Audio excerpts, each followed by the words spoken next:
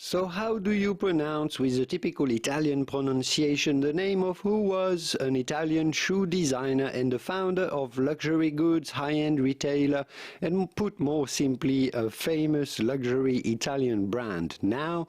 Salvatore Ferragamo. If you can trill the R like the Italians do say Salvatore Ferragamo. Insist on the ore part of Salvatore and on the amo part of Ferragamo.